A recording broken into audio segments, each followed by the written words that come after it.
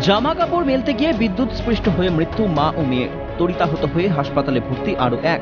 একবালপুর লেনের ঘটনায় তীব্র চাঞ্চল্য। পুলিশ সূত্রে খবর, রবিবার সকাল 7টা নাগাদ জিআই তারে জামা কাপড় মেলতে গিয়ে প্রথমে কোনোভাবে বিদ্যুৎ স্পৃষ্ট হন বছর 51 ইজহার আক্তার। তাকে বাঁচাতে ছুটে আসেন তার শাশুড়ি মুনতাহা বেগম, বিদ্যুৎ স্পৃষ্ট হন তিনিও। তাদের বাঁচাতে এসে বিদ্যুৎ স্পৃষ্ট হন মুনতাহার মেয়ে খায়রুন নেশাও। কারেন্ট মেরেছে, তো গলির ভিতরে ঢুকে দেখি তিনজন এখানে পড়ে রয়েছে। ছেলেটা এখানে পড়ে রয়েছে, ওর মা যে আছে এখানে পড়ে রয়েছে, আর মেয়ে এখানে পড়ে রয়েছে। তিনজন পড়ে রয়েছে। দেখি এই তারটা গায়ে লাপটানো আছে, তারটা বাঁচাতে গিয়েছিল, ও শাশুড়ি বাঁচাতে গিয়েছিল, শাশুড়িকে ঝাটকা লিয়ে পড়ে সরে গেছে। ওই মেয়েটা এসে ওই বাঁশ থেকে বাঁচাচ্ছে, ওই ব্রান্ডা দিয়ে ও ছাড়ছে না, তখন হাত থেকে ছাড়াতে গেছে, ওই হাত থেকে ছাড়াতে গিয়ে ও সেটে রয়ে গেছে। অন্যদিকে এলাকার বিদ্যুৎ চুরি নিয়ে ক্ষোভ উগরে দিলেন স্থানীয় বাসিন্দারা। তো সব চুরি লাইন জ্বলছে, তো চারদিকে লাইন যাচ্ছে, চারদিকে হয়ে যাচ্ছে চুরি লাইন সব জ্বলছে।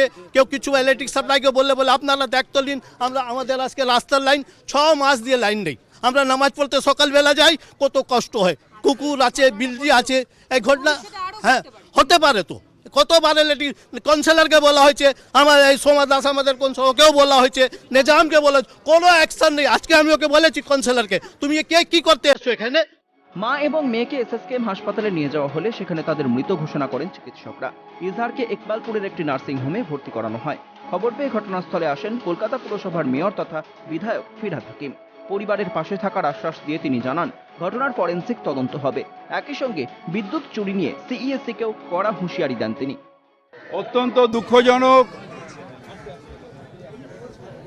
দুজন মহিলা মৃত্যু হয়েছে, আরেকজন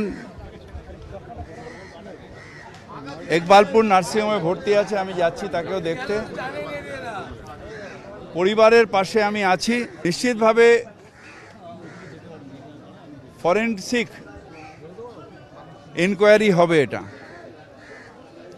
এবং সিএসসিকেও আমি বলেছি যে যদি পিলফারেজ থাকে তাহলে তার বিরুদ্ধে কড়া ব্যবস্থা নিতে হবে।